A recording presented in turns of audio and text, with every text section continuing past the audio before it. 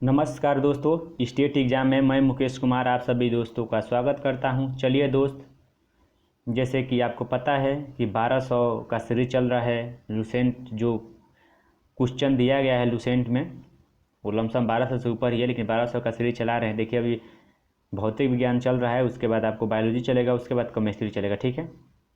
और कल से आपको एक दिन में 100 क्वेश्चन कराया जाएगा, या 100 से 50, कम से कम 50 करा के जल्दी ख़त्म कर दूंगा, ठीक है। तो ये पार्ट करके वीडियो आ रहा है, आप देख लीजिएगा। भाग ये चौथा है, भाग करके हम रोज नहीं बता पाएंगे कि भाग इतना है, भाग इतना है, ठीक है। चलिए दोस्त, देखते हैं पहला क्वेश्चन क्या है। जब कोई वस्तु दो समांतर समतल दर्पणों के बीच रखी जाती है तो बने हुए प्रतिबिंब की संख्या होगी। देखिए, जब समतल रहता है, समतल, तो उसमें अनंत प्रतिबिंब बनता है। ये बात आपको याद रखना है, ठीक है। एक भी ऐसा सवाल नहीं है जो किसी भी पेपर में पूछा ना गया हो, ठीक है। इसीलिए मैं कहता हूँ दोस्त, इससे बाहर कुछ नहीं आएगा। एक बार कम से कम आप यकीन करके देखिए। पानी में हवा का बुलबुला वैसे ही काम करेगा जैसे करता है अवतल लेंस। लेंस के बारे में आप लोग पढ़े होंगे, नहीं पढ़े होंगे तो पढ़ लीजिएगा एक बार नेट से, ठीक है।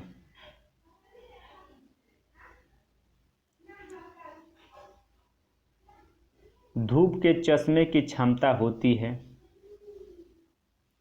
जो धूप होता है उसकी क्षमता जीरो डायोप्टर, पता है ना कि लेंस की क्षमता डायोप्टर में मापते हैं। पूछता है कि लेंस की क्षमता किस में मापते हैं, तो डायोप्टर में। देखिए, यदि किसी ऐनक के लेंस का पावर, चश्मा का, 2 डायोप्टर हो तो इसके फोकस की दूरी होगी। देखिए, P बराबर होता है 1/f, ठीक, 1/f। तो इसका मतलब ये हुआ कि अगर देखिए P दिया है 2 डायोप्टर, F पूछ रहा है, तो इसको जब इधर ले आएंगे इधर, तो यहाँ P आ जाएगा, यहाँ F आ जाएगा। यहाँ 2 रख दीजिए, 2। लेकिन ये हमेशा मीटर में दिया होता है, ऊपर आपको 100 से गुणा करना पड़ता है सेंटीमीटर के लिए, ठीक है। और जब 2 से गुणा करेंगे तो 50 सेंटीमीटर, आपका भाग देंगे तो 50 सेंटीमीटर आ जाएगा, माफ कीजिए, ठीक है। क्योंकि एनी टाइम ये मीटर में दिया होता है, आपको सेंटीमीटर में ही आंसर देता है, याद रखेगा। अगर सेंटीमीटर मीटर में आंसर देता तो 0.5 हो जाता। ये बात आपको याद रखना है, ठीक है। किसी अपारदर्शी वस्तु का रंग उस रंग के कारण होता है जिसे वह, किसके कारण होता है, अगर उसको परावर्तित कर देता तो देख रहे हो उसका वो रंग कहाँ से दिखाई देता हमें, तो परावर्तित नहीं करता है उसे, ठीक है। आईएएस का सवाल है, थोड़ा मुश्किल तो होगा ना। लाल कांच को अधिक ताप पर गर्म करने पर वह दिखाई देगा। देख लीजिएगा, अभी कोई नहीं किए होंगे तो कभी करके देख लीजिएगा, ठीक है। वो हरा दिखाई देता है, ठीक है। प्रकाश का रंग निश्चित किया जाता है तरंग दैर्ध्य से, ठीक है ना। V बराबर n लेमडा होता है। n, यहाँ लेमडा लिख दीजिए, यहाँ n लिख लीजिए। लेमडा ही तरंग दैर्ध्य है, याद रखना है। ये आवृत्ति है, या देखिए n बराबर भी होता है 1/t। अगर पढ़ेंगे तो आपको पता चलेगा आगे आवर्तकाल में। 3 रंग मूल रंग है। देखिए, मूल रंग वो रंग होते हैं जिससे मिलाने, किसी भी रंग के मिलाने से नहीं बने हैं, वो अपने आप में ही बने हैं। जैसे में कि नीला हो गया, हरा हो गया और लाल हो गया, जब तीनों को मिला देंगे तो सफ़ेद रंग बन जाएगा। एक होता है इसका R, देखिए पिरामिड में होता है, ऐसे जब पढ़ेंगे तो RGB, इसमें आपको समझ में आ जाएगा, ठीक है। सबसे कम तरंग दैर्ध्य वाला प्रकाश होता है, सबसे कम किसका होता है, तो बैगनी का होता है। सबसे ज़्यादा किसका होता है, लाल रंग का होता है। जब प्रकाश के लाल, हरा एवं नीला, अभी देखें, लाल, हरा एवं नीला रंगों को समान अनुपात में मिलाया जाता है तो परिणामी रंग होता है, तो ये सफ़ेद होता है। अभी मैं ऊपर बता दिया हूँ, ठीक है। कमरे में किस प्रकार का लेंस उपयोग में लाया जाता है, सॉरी माफ़ कीजिएगा, कैमरे में। कैमरा जो लेते हैं, कैमरा और आँख सेम है। आँख में भी उत्तल लेंस होता है और कैमरा में भी उत्तल लेंस होता है, ठीक है। 540 मेगापिक्सल होती है ना आँख की लेंस की क्षमता। आइरिस का क्या कार्य होता है, आइरिस का क्या कार्य होता है, जो काला काला आँख में दिखाई देता है, आइरिस का क्या काम होता है। देखिए, आँख में आ जाने वाले प्रकाश की मात्रा को नियंत्रित करता है, ठीक है। कभी कभी देखिए आप जब आते हैं धूप से अचानक किसी अंधकार कमरे में आएंगे तो आपको दिखाई नहीं देगा। क्यों? क्योंकि आपकी वो जो आइरिस होगा एकदम सिकुड़ जाएगा, ठीक है, एकदम फैल जाएगा। फैलने की वजह से आपको कुछ दिखाई नहीं देगा। लेकिन जब आप ज़्यादा धूप में जाते हैं घर से तो आपका वो सिकुड़ने लगता है। ये बात याद रखना है आपको, ठीक है। निकट दृष्टि दोष से पीड़ित व्यक्ति के चश्मे में प्रयोग किया जाता है। निकट दृष्टि दोष कहते किसको हैं? निकट दृष्टि दोष का मतलब ही यही होता है दोस्त कि पास की वस्तु साफ साफ दिखाई देती है लेकिन दूर की वस्तु साफ साफ दिखाई नहीं देती है। क्यों? क्योंकि जो प्रतिबिंब बनता है हमारे रेटिना पे वो आगे बन जाता है। तो उसको पीछे लाने के लिए क्या करेंगे हम लोग? तो अवतल लेंस का प्रयोग करेंगे। ठीक, देखिए कितना बार पूछ चुका है, आप लोग देख लीजिए। देखिए, कठिन के पीछे मत भागिए, आसान पढ़ के जाइए। नहीं आएगा फिर कहिएगा आसान आसान आसान। आसान के पीछे भागिए, कठिन के पीछे मत भागिएगा। लोग सवाल भी पढ़ते हैं तो बहुत कठिन के पीछे भागते हैं। क्यों? अरे यार 2 4 5 सवाल ऐसा आता है कि वो आपसे क्या जो बनाया है उसको भी उतना टाइम में दिया जाएगा तो हल करने में उसको भी बहुत टाइम लग जाएगा। ठीक है। दूरदृष्टि निवारण के लिए हमको 100 ही क्वेश्चन करना है ना, 150 में 100 ही करना है, 100 में 80 करना है। अरे 20 ना मान के चलो ना कि हमको नहीं करना है।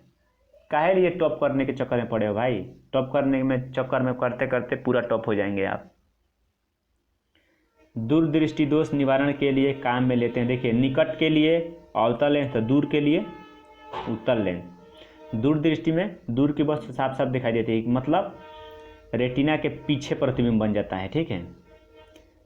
दूरबीन का आविष्कार किया था, ये तो एकदम कॉमन सा क्वेश्चन है, आपको पता है गैलीलियो ने किया था। ठीक है। आँख की रेटिना के परंपरागत कैमरा के निम्नलिखित में से किस भाग से तुलना की जा सकती है? रेटिना पे क्या बनता है? प्रतिबिंब बनता है। ठीक है। तो कैमरा के किस भाग की तुलना कर सकते हैं? फिल्म से। याद रखिएगा, फिल्म।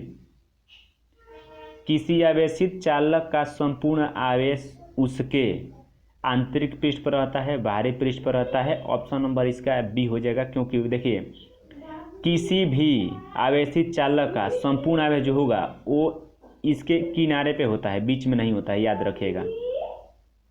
ठीक है, ये इतना बात आपको याद रखना। ठीक। वस्तुओं का आवेशन किसके स्थानांतरण के फलस्वरूप होता है? कहने का मतलब है किसके द्वारा आवेश का स्थानांतरण होता है। देखिए, पॉजिट्रॉन नहीं होता, न्यूट्रॉन नहीं होता है, प्रोटॉन नहीं होता है, लेकिन इलेक्ट्रॉन ही। देखिए, कोई कण अगर इलेक्ट्रॉन दे रहा है तो धनात्मक हो जाएगा, जो ले रहा है वो ऋणात्मक हो जाएगा। ये बात इसी की वजह से इलेक्ट्रॉन का आदान प्रदान होता है। आप कार में जा रहे हैं, यदि आसमान से बिजली गिरने वाली हो तो सुरक्षित रहने के लिए आप क्या करेंगे? कार की खिड़कियां बंद कर लेंगे, कार की खिड़कियां खोल देंगे, कार से उतरकर नीचे बैठ जाएंगे, कार के ऊपर बैठ जाएंगे। दोस्त, ये ऑप्शन नंबर ए हो जाएगा, कार की खिड़कियां को बंद कर लेंगे। दो स्थिर आवेश के बीच लगने वाला बल उनकी मात्राओं के गुणनफल के अनुक्रमानुपाती तथा उनके बीच की दूरी के वर्ग के व्युत्क्रमानुपाती होता है। यह नियम किसका है? तो यह नियम कूलाम का है। कूलाम, देखिए होता है Q1 इंटू Q2 बराबर R²। ठीक है, कूलाम का यही नियम है, आप लोग याद रखिएगा। ठीक है। किसी विद्युत परिपथ में इकाई धन आवेश को एक बिंदु से दूसरे बिंदु तक ले जाने में किए गए कार्य द्वारा मापा जाता है। क्या मापा जाता है? V बराबर क्या होता है? देखिए, V बराबर क्या होता है? IR। V बराबर IR। ठीक, यानी अगर कभी कभी देखिए I बराबर अगर अपन देखें, I बराबर अगर आप देखेंगे तो Q/T होता है, ये याद रखिएगा। ठीक है। तो आपका ऑप्शन नंबर बी हो जाएगा। ठीक, आप लोग निकाल के देख सकते हैं। आपके पास सवाल है, आराम से पढ़िएगा, उसके बाद निकाल के देख सकते हैं। ऐसे भी बवान्तर इसका आंसर होगा, देख लीजिएगा। भी बराबर अभी देखिए, भी बराबर आप लोग खुद जानते हैं कि जब भी बराबर IR होता है तो R, देखिए भी बराबर IR, I बराबर भी होता है Q/T। इतना आप लोग याद रखिएगा। सर्वाधिक विद्युत चालकता वाला तत्व क्या है? सबसे ज़्यादा विद्युत का चालक कौन है? तो चांदी है सबसे ज़्यादा। ठीक है। अति चालाकता का लक्षण है। अति चालाकता का मतलब होता है कि उच्च पारगम्यता, उच्च पारगम्यता ऑप्शन नंबर है, ठीक है, जो कि बिजली का अच्छा से चालन कर सके। तांबा मुख्य रूप से विद्युत चालन के लिए प्रयोग किया जाता है। क्यों प्रयोग किया जाता है?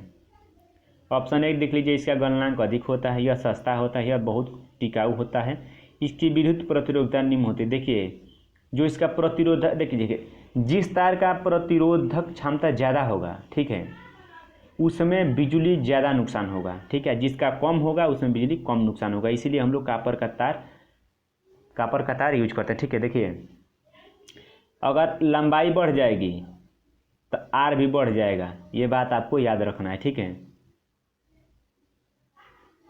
क्योंकि मगर मैं गलत नहीं हूँ तो आर बराबर होता है L/A, ठीक है। तो आर बढ़ेगा तो देखिए एल बढ़ेगा तो एल बढ़ेगा तो आर बढ़ेगा, ए लेकिन बढ़ेगा तो आर घटेगा, क्योंकि उल्टा है। आपस में जुड़ी दो आवेशित वस्तुओं के बीच विद्युत धारा नहीं बहती यदि वे होती हैं। एक बात बता, समान विभव पर रहेगा तो क्या कोई भी धारा इधर से उधर प्रवेश कर सकती है? तो नहीं कर सकती। समान विभव, आवेश नहीं, समान विभव, क्योंकि समान आवेश भी रहेगा तो हो जाएगा, क्योंकि इलेक्ट्रॉन है, इलेक्ट्रॉन इधर उधर जा सकता है।